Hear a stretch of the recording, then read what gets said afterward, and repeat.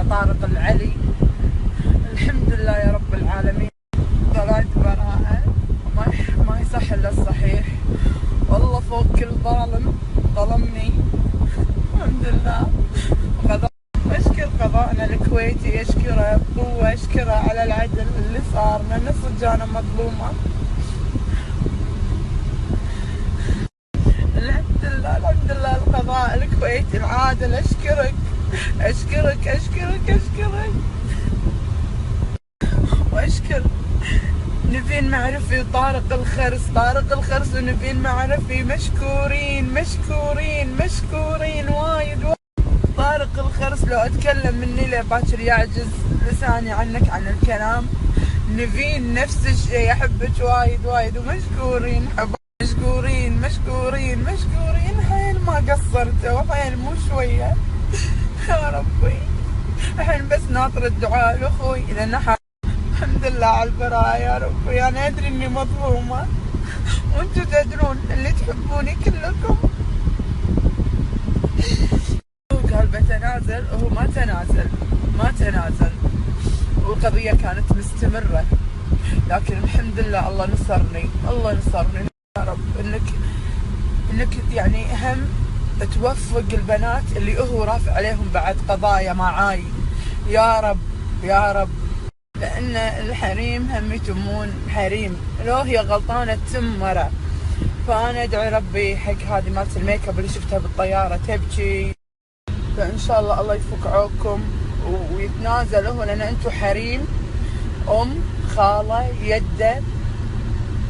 فبس أحب أشكر نبيل معرفي وطارق الخرس على وقفتهم الطيبة معاي في المحكمة قدام القضاة. الحمد لله الحمد لله. واللي دشوا علي بالواتساب يا عمري عمركم، شيوخ قطر، شيوخنا بالكويت.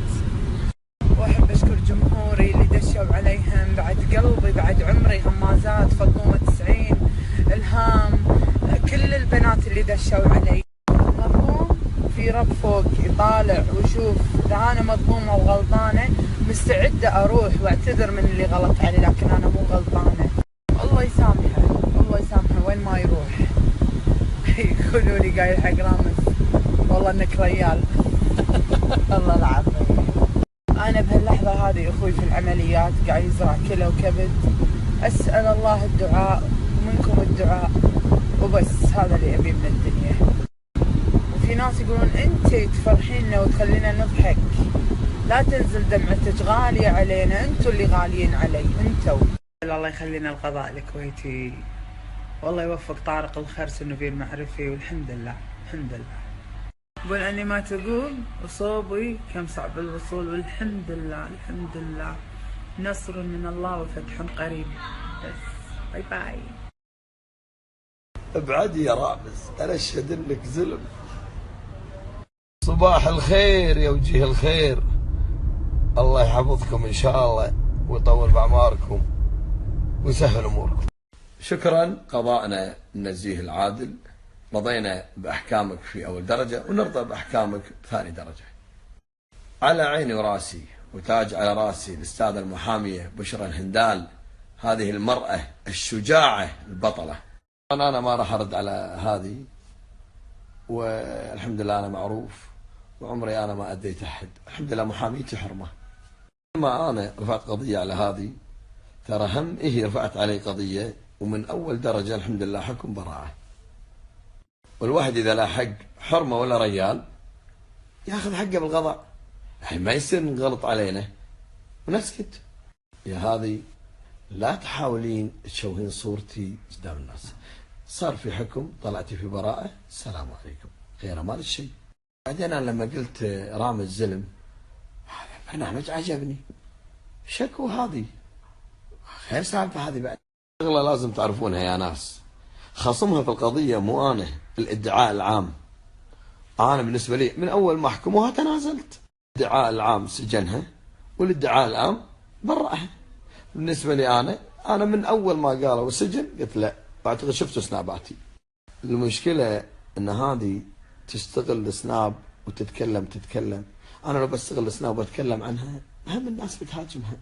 أود وأشكر الأستاذة بشرى الهندال على صراحة شجاعتها وبطولتها في المحكمة، وأحكام القضاء نحترمها ونقدرها ونجلها سواء لنا أو علينا، على رأس المحكمة. أحلى خصلة فيني أنا ما عندي فجور في الخصومة عكس غيري، مفهومها؟ في العشر الأواخر من رمضان وليلة القدر إن شاء الله إن الله ياخذ حقي وحوبتي ما تتعدى الظالم. إن خذيت براءة في الدنيا حقي فوق في الآخرة إن شاء الله آخذه. بعد هم ما يصير يا جماعة أنسب وأنهان وينغلط علي وعلى أهلي وعيالي وأسكت. لجأت للقضاء.